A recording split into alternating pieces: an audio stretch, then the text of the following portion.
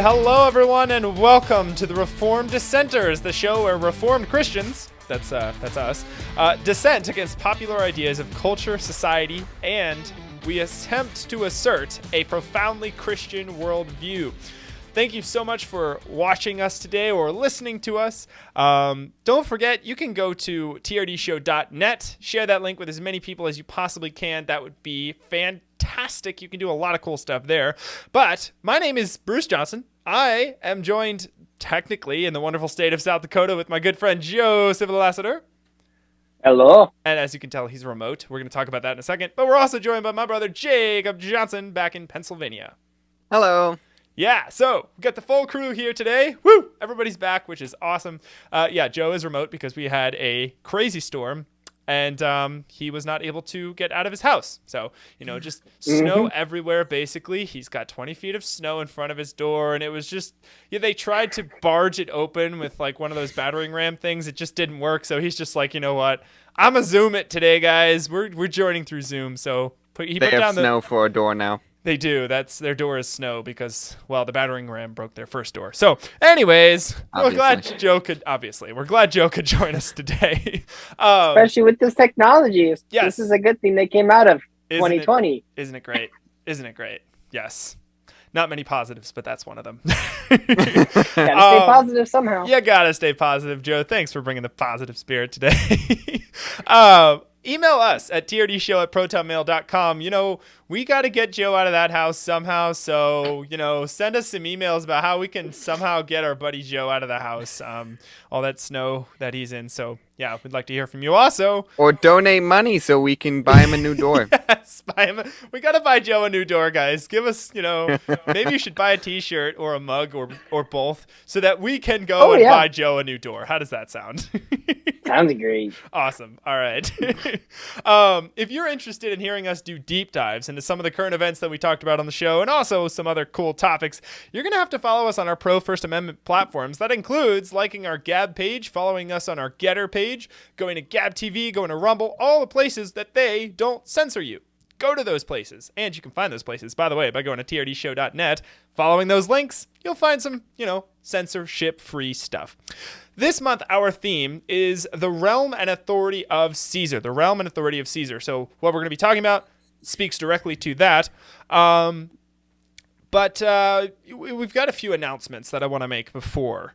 But I'll get to those in a second. I want to tell you guys, what we're going to be doing today. We're back to our regularly scheduled program. So we're going to be talking about the current events. A lot of crazy stuff happened. And we're going to be breaking down a lot of that stuff, some of the current events that happened, looking at it from a biblical perspective. Literature of the month is God and Government Volume 2 by Gary DeMar. You can see it here on my shelf. And we're going to be talking about, I think, what did we read this week? What did I read? Chapter 5, right? We read Chapter 5. So, yes, Chapter 5. There it is. We're going to be talking about Chapter 5. Before I get to that, though, next week, something huge is happening. Biggest announcement. Yeah, build up the tension, Joe.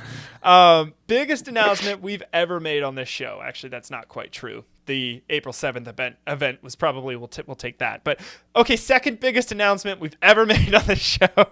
We are completely... I would say it's the biggest announcement. Would you say? Because it's changing the entire format of Structure, the show. We're changing the direction of where the show is. You just spoiled it, so... Well, no, I didn't spoil it too much.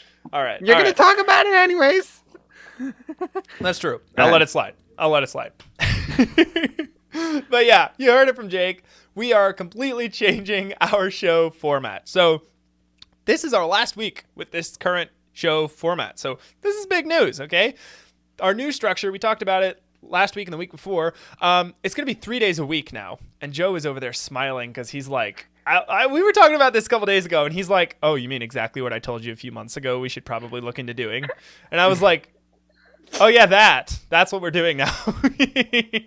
So we've all been brainstorming behind the scenes, but we had a lot of great input from the cross-politic team, from Gary DeMar, so we really just want to give a huge thank you to them for helping us. But 3 days a week now, Monday, Wednesday, Friday, you can get our content 3 days a week, not just Tuesday. Well, now it's not Tuesday at all. Well, you could listen to it on Tuesday, but there's not going to be a new show on Tuesday. Monday, Wednesday, Friday, half hour only, half hour episodes, okay? And they're going to be different shows depending on the day of the week. So you might want to listen closer to this part. Okay. Monday's episode will be where we discuss current events and the verse of the week. So that's Monday. Current events, verse of the week. From a biblical perspective, we're going to be talking about current events on Monday.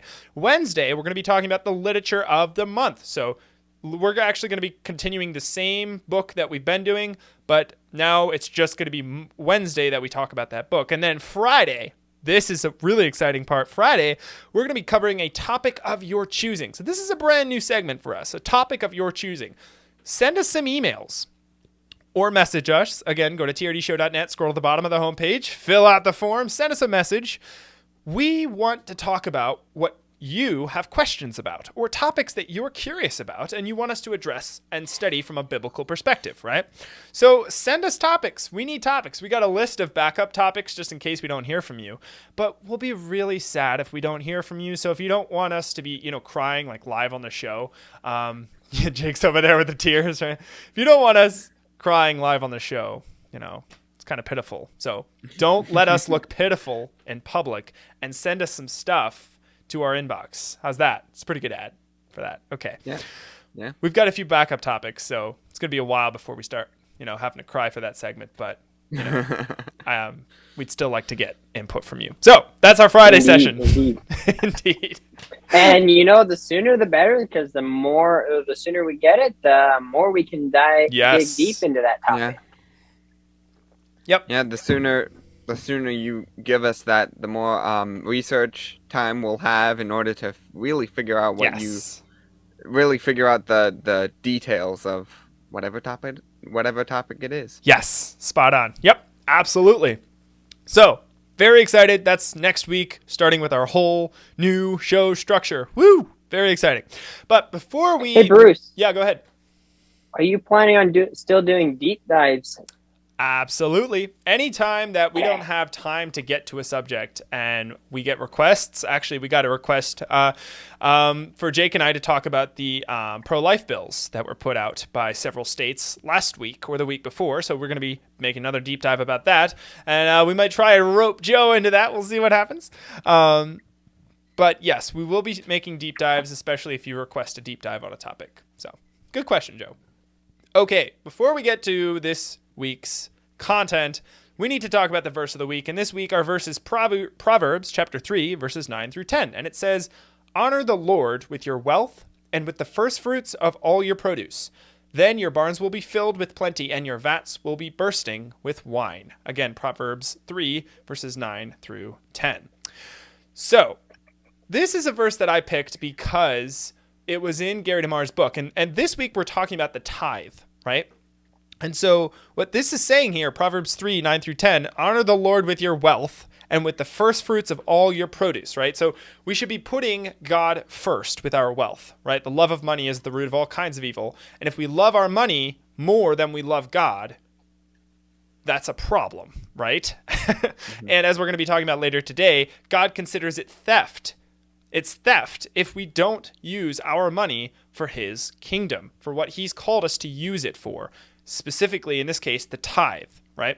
So, honor the Lord with your wealth, with the first fruits of all your produce, then your barns will be filled with plenty. It kind of reminds me of that verse, seek ye first the kingdom of God, and all these things will be added unto you, right? Our main top priority is the kingdom of God, is funding that kingdom work, okay? That's where our priority should be. And I think this verse speaks to that very strongly. So, before I move on to the current events, anything else you guys would like to add to that? Nope. All right. Very cool. So, Jake, we're going to pass it over to you. Take it away, man. Yeah. All right. So, I have my headline is Impeach Thomas with a question mark. House Dems go there, but most won't. So, this is talking about Clarence Thomas, right? Multiple Democratic representatives and others have been very open on their idea of either impeaching Clarence Thomas or censoring him or even pushing him to resign. Wow. Over the sole fact that his wife has been very vocal about securing the 2020 election. Wow. So the reason behind their attack on him is because of something his wife said. Yeah, that makes sense. Yeah. And in my topic the biblical principle that I kind of want to go over with this one is, I want to make sure that we all understand that Christians are being prosecuted today. And this is shown in this.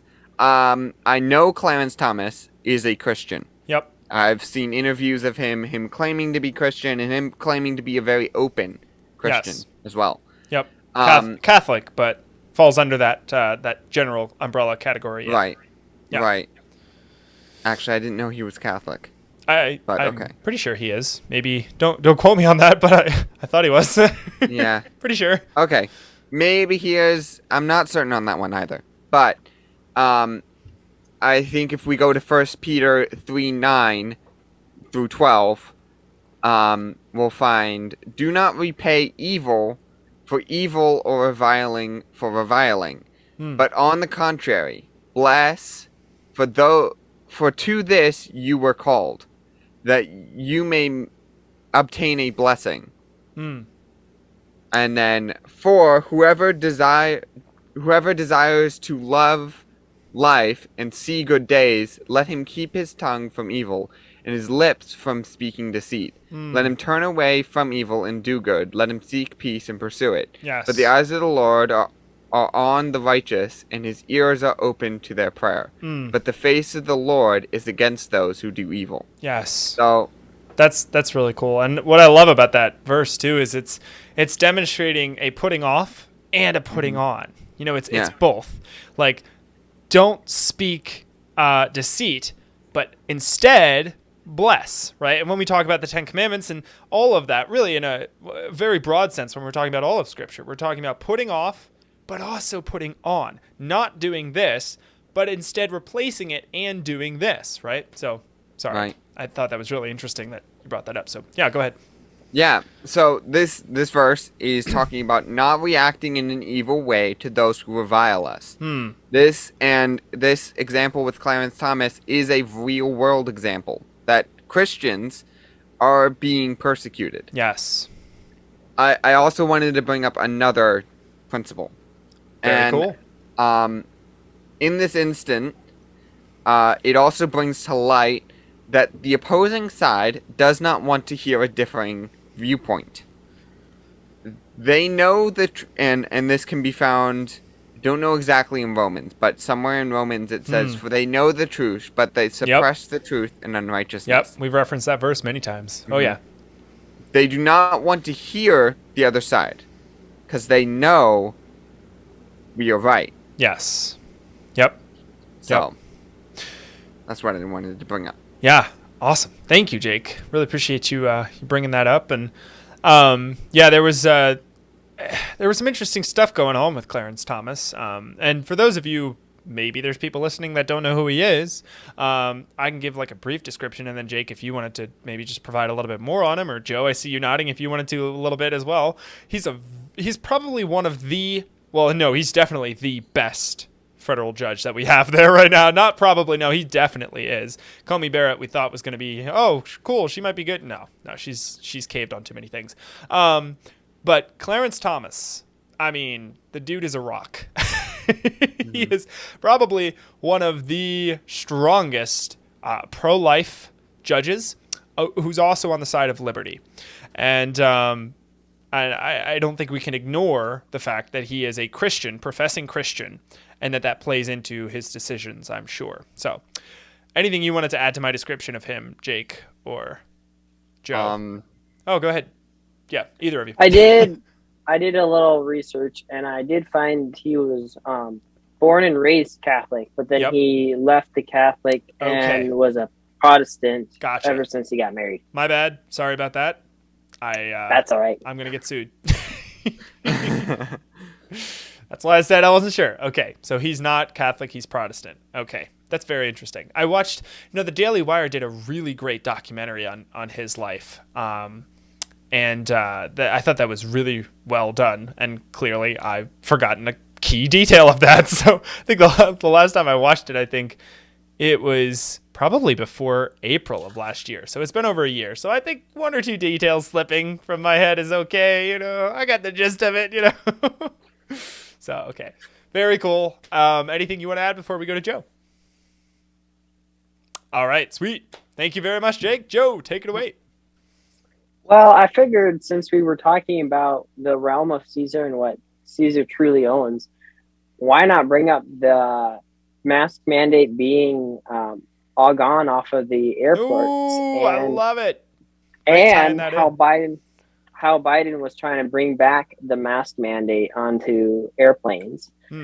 But there was a bunch of airlines that had released a statement that's saying we're not, once the mask mandate was done, they were like, no, we're not going to go back to making our people wear masks again. A lot. They're only saying that they'll allow their flight, or those who want to fly they're still able to wear a mask if they want to wear a mask, but they're not going to force anybody to wear a mask, which is kind of great. Yeah. Well, it is really great. But anyway, America's largest airlines, this is coming from the news article that I found. Americans' largest airline released statements on Monday indicating that they will no longer enforce the Democrat President Joe Biden's mask mandate on airplanes and at airports after a federal judge in Florida ruled that the mandate was unlawful. Yep. Love it. Did you see those clips of all those people where it was announced in the plane? People are ripping them off, cheering, clapping like crazy. Like, I did not. Oh, dude, those clips just warmed my heart. I'll tell you what. It was cool to see that. Yeah. Yep. Yeah, it was great to see that we no longer have a mask mandate on airplanes or anywhere. Now, they did state that when you go from one place to another, if the town, city, county has a mask mandate, then they will still have to abide by those rules. But the airlines in of it themselves no longer have the requirement of having to wear a mask on the airplane. Well, I mean, the airports themselves were probably the least restrictive, because whenever we flew, we would, on the plane, it was the most enforced. Yes. But when we got into like the airport, it wasn't enforced much at all. They may have been having signs up or like a voice, the voice thing on the PA system. The recording, the ominous disembodied voice that tells you to be a good little boy, wear your mask like Daddy says so. But I mean, I can see a lot of people like getting away with being able to not wear a mask in the airport. Yeah. But still, to the point, that's not the Roman authority of Caesar. Yeah, exactly. Yep. Precisely. And, what we're going to get into with the literature segment, it kind of relates directly to that, because when the church is not the institution with the money, when the civil government is the institution now with the money, the church is no longer able to do what it needs to do, and the civil government takes on those responsibilities and then some, right? Because absolute power corrupts, and where power corrupts, absolute power corrupts. Absolutely. So the more power you give to that institution that was never supposed to have that power, it takes it and runs. You give an inch, it'll take a mile, and that's what it's done. And a large part of that, which we're going to talk about in the literature segment, is because Christians, A, are not stepping up to the plate and telling civil government, hey, biblically speaking, you're not allowed to do this. And B, churches are not taking the responsibilities that they are supposed to, biblically speaking, and going into these areas, such as taking care of the poor, such as kingdom building, working on helping to fund places that are building a parallel Christian economy, those sorts of things, right? Civil government now is taking it upon itself to do everything and to lord it over all of these people and all of these other governments that now they're the one in charge, right? They're the large bully in the schoolyard now. So yeah, that's but going back to Joe's article, that's some really good news, dude. Thanks so much for sharing that. Anything else you wanted to add? No, that was my only news source article today. All right. Well, we got about 10 minutes left, so this is actually like perfectly timed before we move on to our literature segment. So I have 2 articles, and really I'm just going to name one of them. The other one will be linked in the description along with Jacob and Joe's articles as well. So check all of these out, read them for yourself. And if we missed anything that you'd like us to talk about in a deep dive or whatever, send us an email. Look through the article, quote some stuff, send us an email. We want to hear from you. Here's my headline: School Surveillance. Balancing student safety against student privacy. There's also, I'll read the second headline because it gives some context to what I'm about to say. The second headline is Gaggle knows everything about teens and kids in school. There's a program called Gaggle that we're about to talk about. Well, go ahead. What's Gaggle? Yeah, I'm about to break that down. It's kind of crazy. I had no idea this was a thing. I mean, it makes sense, but it's weird. Schools are further taking upon themselves the responsibilities of the parents, right? I mean, they've basically become the parents now, and we've let them. Parents have let their children be taken in by these schools, and they've transferred their responsibilities over to another entity, namely the civil government, to now take those responsibilities and use them on their own children, right? So the schools are pretending to be parents. So it follows that they should be the ones who help take care of their mental state, right? If they're the parent, they're going to try and do the whole job of the parent. They are installing on their students' laptops software that allows them to view everything students are doing and saying online. Tools like Gaggle, and Gaggle is a software tool. It's being used to view things that they chat about, in addition to viewing their emails and everything within Google's G Suite. Now it's called the Google Workspace. Everything within Google Workspace. There's a lot of things. Look up Google Workspace. You'll see all the things that are included in Google Workspace. All of that is now tracked by this school through a tool called Gaggle. Also, Microsoft's 365 products. So they have a whole suite of lots of other tools and common software like Google, or not Google Docs, it'd be Microsoft Docs. Jake uses Microsoft 365. Microsoft Word. Microsoft Word. There it is. Thank you. Google Docs. Okay, mostly. Google Docs. Yeah. Well, both of those. I use the word Microsoft Word. Okay. Or Microsoft 360. Yeah. Gotcha. Yeah. Well, Gaggle is being used to track all of those things.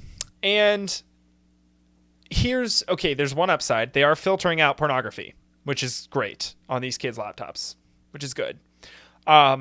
But they are also deciding from a non-scriptural worldview what kind of speech is acceptable or not. They're the ones making these decisions on whether what these kids are saying and writing about and whatever they're doing, browsing, searching, watching YouTube, all of that, they are making the decisions on whether that's biblical or not. Now, they're taking a mental health aspect to it. So they're saying that, it's for mental health. We're looking for people who are going to commit suicide, and their top thing is we're looking for people who are going to shoot up our school, right? We're looking for students that catch them ahead of time if they're making plans online to come in and shoot up the school with a mass school shooting or whatever. This will catch them, right? That's I find it excuse. interesting. Do you think a student would use a school laptop or machine to do that? There's some pretty because the not school smart doesn't people give out out phones. Yeah, well, You some know? of them do it. Well, I don't know. They give out iPads. I know that. I don't know. Yeah, if it's phones. right. But more likely they'd be texting with a phone. Yeah. Well, if they didn't have a phone to begin with, like say 6th grade, 5th grade, I really don't think they would be trying to communicate to have a terrorist attack on the schools. But you got a 6th grader coming in trying to shoot up the school. I think that may have happened before. I'm not positive, but okay. It's been some pretty young ages. But some kids who are 6th graders don't have phones, so if people don't have phones, they would use their laptop, which kind of makes sense. But then again, it doesn't all at the same time. And the issue here is to me, all right, you could go down that rabbit hole. You can decide we're going to take away their privacy rights. And actually, there's an argument being made in the article over whether or not kids have privacy rights, which is an important debate to have, but debate for another time. If you want to hear a deep dive on that, let us know. We'll do a deep dive. Hey, there we go. Plug that in every once in a while. But I think the bigger problem is not how do we stop this in the schools? It should be, how do we get the kids out of the schools? Jake's over there like, yeah, I saw this coming. How do we help parents homeschool their own children? What needs to be done to get parents to a point at which they are able to homeschool and educate their own children? You fix that problem and this problem goes away, right? Yeah. You don't need to infiltrate their privacy if the schools don't exist in the first place, right? One additional downside is, if that wasn't bad enough, one additional downside to this, kids are now getting used to the fact that someone is looking through all of their private data, and they're okay with it now. They're okay with someone going through all of their private data, going through everything that they are doing online and viewing it, who's not a parent, by the way, right? They're okay with it. This is a quote actually from a college student who had Gaggle on his school required him to have that on his laptop when he was going through middle school. And high school, I think. But here is a quote from him. A college student whose middle school used Gaggle told BuzzFeed News that the tool taught them that they would always be watched. And then he said, I feel like now I'm very desensitized to the threat of my information being looked at by people, they said. So that's kind of scary, because now you're setting it up for when the civil government now is looking at all your stuff, right? Any normal person is going to say, no, I don't want the civil government looking at my things. That's none of their business, right? That's not their job. They don't have a right. I have a right to privacy, right? But, I mean, yeah, go ahead. It totally fits. Like, they don't care about convincing us, right? They care about convincing the children that we're just handing over to them, right? Yeah. Spot on. That's crazy. That's crazy when you put it into that light, because at first you're like, oh, they're just trying to protect the schools and all that. And you can justify it in your own way as much as you want, but then when you bring it to that fact, it then becomes real and a little bit scary. Yeah, terrifying. Yep, absolutely. And if you think about it, that's just how another way the government can control your life. Yeah, and they're getting you used to that at a young age, to them controlling. Yep. I mean, what was the famous quote from Benjamin Franklin? If you give up a little security, little bit. If you give up a little bit of liberty for security, you deserve neither security, no freedom or liberty. Yeah. Trying to remember it all. Yeah. Freedom or security. Give up a little bit of freedom for security. You deserve neither. Yep. Yeah. It's crazy to think that we're with that mindset, with the schools being able to come in and take a look at what you're surfing on the internet or emails. You are giving up that security and you're giving up your freedom. So, or you're gaining fake security. Right. Yep. Couldn't have said it better myself. Nice. Well, censored security. Yes, exactly. You feel safer because, they're watching all my friends, so that's good. Glad they're going to catch them if one of them turns out to be a homicidal maniac. Yay! They caught him. Woo! At the cost of all of my freedom. All of my privacy. All of my rights go out the window. Just to catch one hypothetical potential killer. Who wouldn't even be there, by the way, if the schools didn't exist. Okay, there we go. Had to get that in there. Okay, so, all right. Anything you want to add before we move on to the literature of the month? We are right on time. Yeah. It's awesome. All right. Man, just as I was getting used to the current format, we're changing it next week. All right. Well, at least now I'm prepared for the half-hour segment that we're going to start doing next week. So, cool. All right. Bruce, to speak on that a little bit more, it should be nicer for all of our audience who doesn't have the time to sit down and listen to an hour and a half. Yeah. Now y'all can watch 30 minutes. Yep. Then you get another day of 30 minutes. Woo. Then you get another day of 30 minutes. Yep. Yep. Don't gotta watch it all in one sitting. Perfect. Yep. Absolutely. Absolutely. Yeah, that was our main motivation behind this. Gary DeMar was like, drive time, guys. Drive time. Think about drive time. Somebody's in a car and they got a half-hour drive. Can they listen to your whole episode or not? Well, now you can. All right. Moving on to the literature of the month. We're going to kind of keep with the same structure that we used last week, and I'm going to pull out some quotes and pull out some themes, and we're just going to have a discussion about it. So everybody's got a list of quotes that they really liked from the book, and we're just going to tie it in that way. So like I said before, we're reading God and Government Volume 2 by Gary DeMar. This week we read Chapter 5. So I'm going to kick things off. The first subject that I'd love to discuss with you guys is the purpose of tithing. Okay, and just one quote from page 291 that I think kicks this off well is, one of God's most neglected commandments is the requirement to tithe. Our failure to tithe leaves the Church of Jesus Christ without a financial base to carry on God's kingdom work, end quote. So is there a quote or something you'd like to add to that conversation? What are your thoughts on that before we move on? Yeah, so, I mean, literally, the kind of like a quote that I have is literally the title of this chapter is Financing the Work of God's Kingdom, right? And the purpose of the tithe is so that you can finance the church and what it's supposed to be doing from a biblical standpoint. Yes. We know that the church is meant to help families when they need help with homeschooling and stuff like that, because when we're saying that families need to homeschool, we understand that there are certain situations in which they have a hard time providing, right? You can't, some materials are more expensive than others.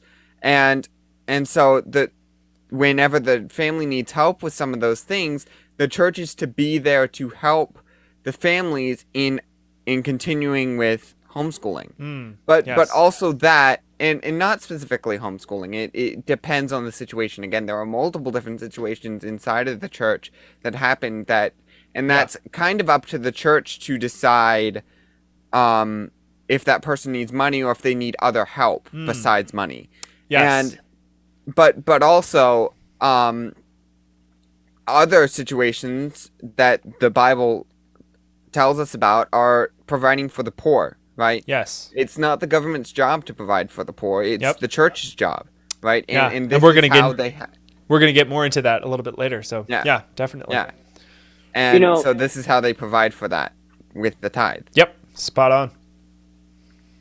Bruce, with that quote that you used, I kind of took I took a little more of that quote, and so I took the next verse, the next sentence on, and it says, so I'll read it all over again. Our failure to tithe leaves the Church of Jesus Christ without a financial base to carry on God's kingdom work. Where God's people started schools, colleges, voluntary self-help agents, orphanages, and hospitals, the state has assumed the responsibility, tax-supported education from preschool to university level, federal departments of health and welfare, and state-run orphanages and hospitals. And that kind of goes into what Jake was saying is our churches need to be more influenced into the homeschooling or helping with other schools, or even orphanages and hospitals. Think about that. Why? Yeah, it would be interesting to see that come out as well. Yep. Absolutely. And we're going to get into a lot more of that a little bit later as well. So yeah, really good points to bring up, guys. Thanks for that. As a second quote that really ties us together really well is from pages 297 to 298. And it's a little bit of a bigger one, but it lists 4 reasons that the tithe is important. And so I just want to go through that because I think it's good to kind of set that up. So it says the purpose of the tithe is 1, the tithe is a reminder that God owns us, that God is our Father, King, and Redeemer. 2, the tithe reminds us that God is the source of all we have. 3, the tithe is the means for financing the work of God's kingdom. Our goal should be the reconstruction of Western culture, and this takes money. If our main political and economic problem today is the huge, impersonal, ever-expanding bureaucratic state, then we must be prepared to take over many of the state's activities. And that was from Rushdoony and Powell in their book, Tithing and Dominion, which I actually have here on the shelf. It's a really good book. And then 4, the tithe is to be used in caring for those who are in immediate need because of certain economic setbacks, end quote. So that was what Jake and Joe were talking about, taking care of the poor, all of that kind of stuff.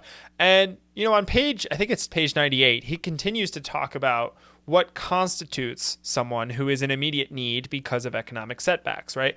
Talks about what is the poor, what is the widowless, who are the poor, who are the widowless, what does that actually look like, and then how can the church actually address that? So that's really good to look at. If you have the book, go to page 298, and he talks more about that. So one last quote that I wanted to talk about before I ask for your thoughts is page 305. Gary DeMar says, if every professing Christian would tithe, every congregation would be free of financial worries and could begin truly to be the salt of the earth, as we've talked about in Matthew 5:13, which is actually the verse of our show. So if every professing Christian would tithe, every congregation would be free of financial worries and could begin to truly be salt and light. So what are your thoughts on that? I very much agree. And I can, from this past week experience, I've actually had somebody ask me, where does it say in the Bible or where does it command us to tithe in the Bible? And I had to show them exactly where it says. But a lot of churches don't realize that tithing is a requirement. And hold that thought, because that's our next subject. So great segue. Okay. Great segue. Well, you asked for comments. So I did. was going to give you my comment. That was really good. Jake, anything that you want to add? No, I do have another point that I do want to bring up, but okay. We'll see if it comes up a little bit later, because I don't want to, say something too early and then, we're going out of whack. So yeah, I got you. I'll wait till that comes up a little bit later, but yes. I do agree with this point. I love this point, and it really shows the tithe for us was always something that was just like, oh, you tithe, it's something you're supposed to do. It's what you do. Yeah. This is really showing us the importance of it, in that it's not only required, but it's the main ingredient to furthering God's kingdom. Yeah. Yep. In order for the church to further God's kingdom. There we go. Yes. Yeah. Love it. Yep, really good point. On page 291, he says, there is no way to battle humanism's destructive effects unless Christians develop and financially support institutions to train future generations of Christians in the whole purpose of God. And he draws that from Acts chapter 20, verse 27. So, he's talking about education here. Unless Christians develop and financially support institutions to train future generations of Christians to be kingdom workers, right? To apply all of Scripture to all of life, unless that's the church's priority. And really, that the point he's making here is that can't be the church's priority if they don't have the money and financial ability to do that, right? Because that does take money. So that's our goal. The church's goal should be to develop Christians now that go out and transform the world for Christ, right? That they push the kingdom across the entire world, that they apply Scripture to all areas of life. And that's what the church's job here is. But they can't do that unless they have money to do it, which is where the tithe comes in. So yeah, I think we've talked about that subject pretty well. What is the purpose of the tithe from a broad 1,000-foot overview of kind of what it is, right? Not really getting into a ton of the specifics, but what I want to move into now is, it's okay. These are the things that it can do. Do we need to use those though? Or there's probably other ways. Why don't we just figure out other ways to do it? Well, here is, Gary DeMar talked about in this chapter that it is our call from God to tithe. And so I want to talk a little bit about that. So he brought up Malachi chapter 3, verse 8. And that says, will man rob God? Yet you are robbing me. But you say, how have we robbed you?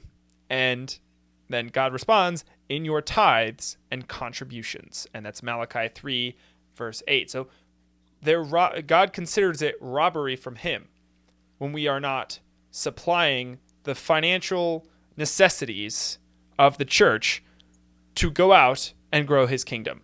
It's robbery when we're not supporting that, when we don't give money for that.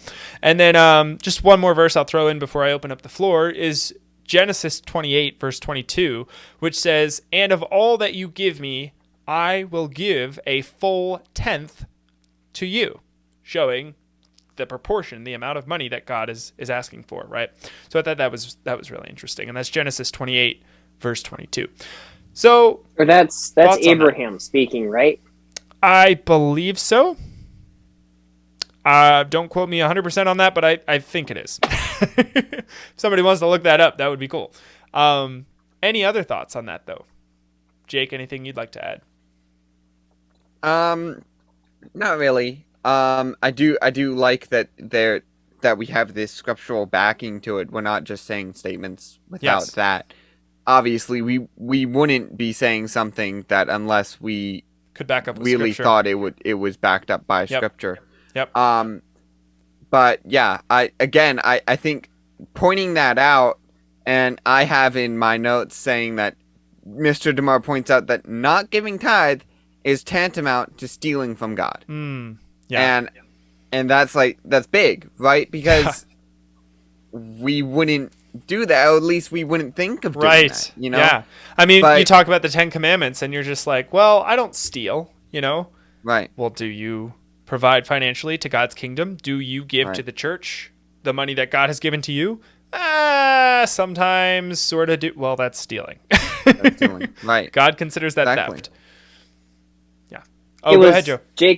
It was Jacob that was saying that, not Abraham. Okay. Very cool. Thanks for looking that up. Mm. We like to be very factually accurate on this show. Very cool. Yeah, good point, Jake. Anything you want to add to that you were saying? No, okay. That was it for me. Okay, cool. Yeah. Nice. Yeah, so, I mean, another quote that I thought was really interesting, because even our verse of the week talks about barns. It says, honor the Lord with your wealth and with the first fruits of all your produce.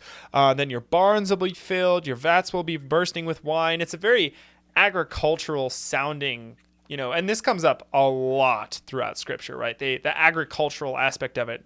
And I was really glad that Gary DeMar addressed this. On page 296, he said, since the economy of Israel was basically agricultural, the tithe is spoken of in agricultural terms. End quote. So he kind of addressed that. Page 296 was a really good page and kind of broke that down. So, because we hear that language a lot. 1 Samuel chapter 8, we hear a lot of, he'll take a tenth of your flock, a tenth of this, all of that kind of stuff.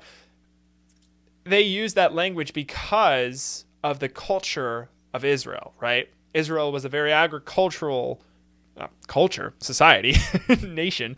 And so they understood that language really well. It spoke to them. Right. So we need to understand where that was coming from and why God used that specific language. So let's see. Page 300. I thought there was a really good quote. And, he quoted Matthew 23, verse 23, which says, woe to you, scribes and Pharisees, hypocrites, for you tithe mint and dill and cumin and have neglected the weightier provisions of the law, justice and mercy and faithfulness. But these are things you should have done without neglecting the others. Again, Matthew 23:23. Jesus assumes the validity of the tithe along with justice, mercy, and faithfulness. End quote. So his point here is some people will say, the tithe has been annulled. We're in a new covenant now. We don't need to tithe anymore. What Jesus is saying here in Matthew 23:23 is you need to tithe in addition to these other things. Tithe is not gone, but you're giving money, but you've neglected justice, mercy, and faithfulness. You need those things, and you need to tithe, right? It's all important. So I'm glad that Gary DeMar brought that up.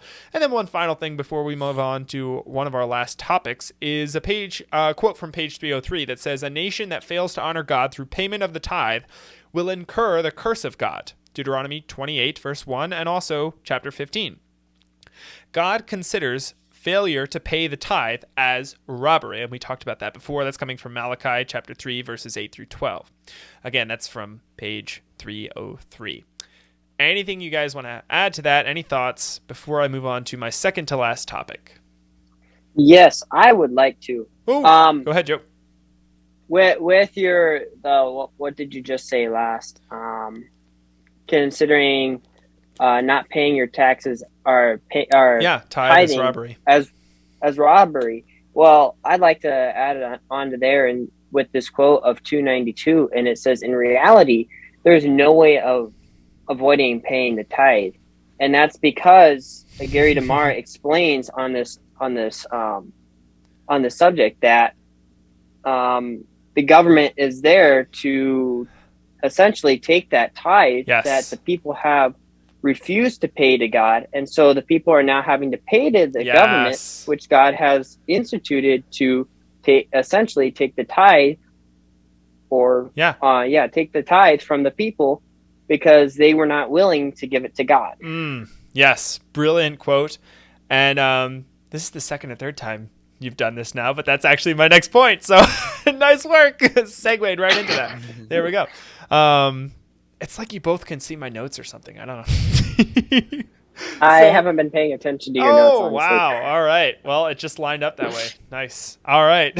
So, that's my next topic that I want to bring up and discuss with you guys is the benefits of a tithe rather than a tax. And that quote that Joe just read, I'm going to read it again because it's really good. Page 292. "In reality, there is no way to avoid paying the tithe. Either we will pay it to God with a willing heart or to the state through coercion." So either God gets a tenth of our money or the state gets usually more than a tenth of our money, right? Because God is fair and just. The state should be and is often not. So will often take more than it is actually allowed to take. Go ahead, Jake. Okay. All right. So yeah, this is the point that I had wanted to bring up, and I just wanted to give almost like a real world example of this. Ooh, we love those. Yeah, and it's an obvious real world example. Like really anybody would be able to pull this out. Sweet. But Gary DeMar points out that if we do not tithe, we will be giving that money elsewhere. Yep. Like taxes. Because if the church does not have the tithe to care for the poor, then the federal government steps in and does a terrible job at trying to fix the problem. Yep. In bringing this to a real world example here, and backing up my point in saying that it's a terrible job, because the federal government, in trying to fix the problem of poor people, right? They're just throwing money at them, right? Yeah. Thinking that that's going to help. But it's not. And we go back to the old adage which says, give a man a fish and you feed him for a day. Teach a man to fish and you'll feed him for life, right? Oh. The church, and this goes back to the church in saying that even when they're taking care of the poor, they're not just throwing money at the poor, right? Because they don't have unlimited money to deal with, right? And they need to be doing it in a correct way, which I think the church would be, because the church understands that you're not supposed to be teaching laziness. Right.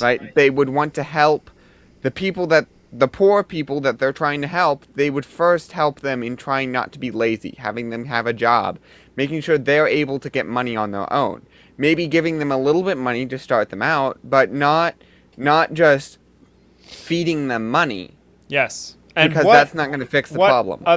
Can you imagine, what other government, family, civil, or otherwise, has the unique ability to spread the gospel that way, right? Mm-hmm. To bring those people in, and while they're giving them money and supporting them and helping them find a job and giving them a work ethic and all of that, also giving them the gospel in a biblical view of life, a biblical worldview, right?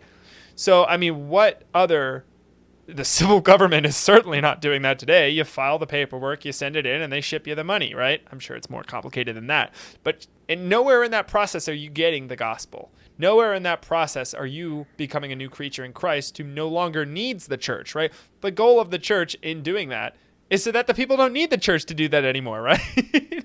Like with the civil government, they don't really care. It's just kind of like, yeah, you kind of got to show that you're trying to get a job, but there's all sorts of ways to get around it because it's highly impersonal. It's not at all like when the church takes care of the poor. Mm-hmm. Mm-hmm. Thanks for bringing that up, Jake. That was really good. Joe, you have anything to add before I add one or two more quotes? Yeah, sure. I can easily do that. All right. Another quote that was founded on 293 that I really, really like is that how Gary DeMar was stating that the tithe also diversifies the power and authority. Yes. So instead of having a one world government, a one world idea, yep. like what China's trying to do right now, yeah. we would have different denominations creating their own different charity groups, schools, orphanages, so forth and so on. You have a lot of the less money and power to one organization, the more creativity and the more ideas you can have, pretty much. Yep. Yeah, that's a really good point. And, I have a quote for that, actually. Page 294, so one page after. Gary DeMar said, the tithe is not paid to a single entity or a single agency, is what he said. Entity kind of works too. It's not paid to a single agency. If an organization is not using the tithe biblically, then the tither, the person providing the tithe money, can remove his support and seek another worthy work. So he can remove his support, seek another worthy work. The taxpayer has no such freedom. As taxpayers, they take our money. That's it. We don't have the ability to say, no. I'm not giving money to that. I'm going to give money to this instead. Nope. The federal government takes it anyways. Yeah. Think about it. If a church decided they wanted to go LGBT or abortionist, we can say we're not supporting you, but with our taxpayers' money and with taxes right now, we can't say, no, we're not giving you that money. Yeah. I mean, at least in some respect, we are able to go to a different state and vote with our feet in a way, right? Like Pennsylvania, I was paying a state income tax. I came here to South Dakota and there's no state income tax, which is awesome. So I get that much more money now to spend just to give to the church, right? So there's small ways like that where you can, get that money. You have some choice, but not nearly the amount of choice that you do with the tithe. So, all right. One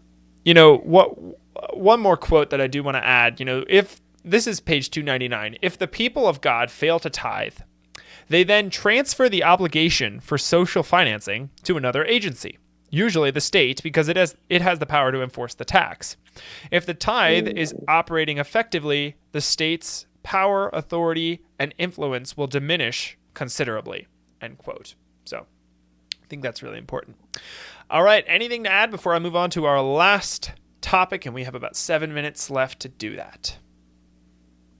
The one last quote that I wanted to make is 294, which he also states, if those in power deny the Constitution they were sworn to uphold, the taxpayers loses control over his money. Well, pretty much what you were saying. Okay. Yeah, no, absolutely. Yeah, really, really good point to bring up, for sure. I bring it up because it stated the Constitution right in there, and showing that people who didn't are in office who aren't upholding should really be voted out. Yeah, good point. Good point. So my final topic is the enforcement of the tithe, and I didn't come up with these topics. These are directly from Gary DeMar's chapter, so don't think that I at all came up with this. No, this is straight out of his book. So these topics. But one of the big topics that he talked about was the enforcement of the tithe that I thought was really interesting. And so one quote from page 303 is, there are some laws in the Bible that prohibit certain actions, yet require no civil penalties for non-compliance. For example, the ox is not to be muzzled when he treads out the corn, but there's no penalty civilly. There's no civil penalty if this is not done. So you can look at, check out Deuteronomy 25, verse 4, and then also 1 Corinthians chapter 9, verse 9, and then 1 Timothy 5, 18. I'll say those again because I want you to actually study this. Actually read, check out those verses. Deuteronomy 25, verse 4, 1 Corinthians chapter 9, verse 9, and 1 Timothy 5, 18. Check those out. And if you have a take on that you'd like to share with us, send an email to trdshow@protonmail.com. We'd really like to hear your thoughts on some of this. But what he's saying is there are some laws that prohibit certain actions. You can't do this. Yet there are no civil penalties for noncompliance, right? So it's kind of interesting. And I thought that he tied it in really well to another quote that I want to bring up from pages 304 and 305. He says, the agency that has the power to enforce compliance also has the power to determine who receives the benefits. For example, if the tithe is used for education and the state has power to enforce compliance and also determine who receives the money, the state could support any institution it wished. So that was really interesting. Yeah, that's I think that's very interesting because there are no, other than the Lord condemning it in the Bible, there is no civil enforcement against someone who who puts in the tithe, right? Other than maybe no, there is no civil recourse to that, right? Yeah. So I find that interesting. But there could be church recourse. Yeah. If they notice that you're not tithing, then they might do something about that. Yep. Yep. Yeah. Absolutely. Absolutely. Joe, is there anything that you would like to add? No, not that I can see on my notes. All right. Well, I think that's going to do it for today. Thank you all so much for listening to us today or watching us. Don't forget, next week, brand new structures coming out. So Monday next week, that is in May, and I don't have the date right here. I'm not going to take the time to find it. So, but are you talking about May 1st? That might be. Let's just go with that. Let's say that's next Monday. If that's next Monday, then that's the date. That next Monday's the 2nd. Is the 2nd. Thank you, Joe. Thank you very much. That is when you will hear our next episode. Okay? So check that out. If you come back on Tuesday and you're like, what happened? Where'd the show go? That's why. It's now 3 days a week, every other day, Monday, Wednesday, Friday. So join us next week for the new show format. Don't forget, we need your emails. Send us emails. We want them. We want your emails. We want your thoughts. We want all of your thoughts. That's creepy. Don't do that. We want your thoughts. trdshow@protonmail.com is the inbox you can send that to. We'd love to hear from you. We've got topics, yes, but we want to hear topics from you as well. So thank you so much for watching. Don't forget to like, subscribe, do all the things that lets us know you liked it. Follow us on our Gab page. Follow us on Getter. And we will see you in the next episode. And remember, everyone, in all that you do as unto the Lord.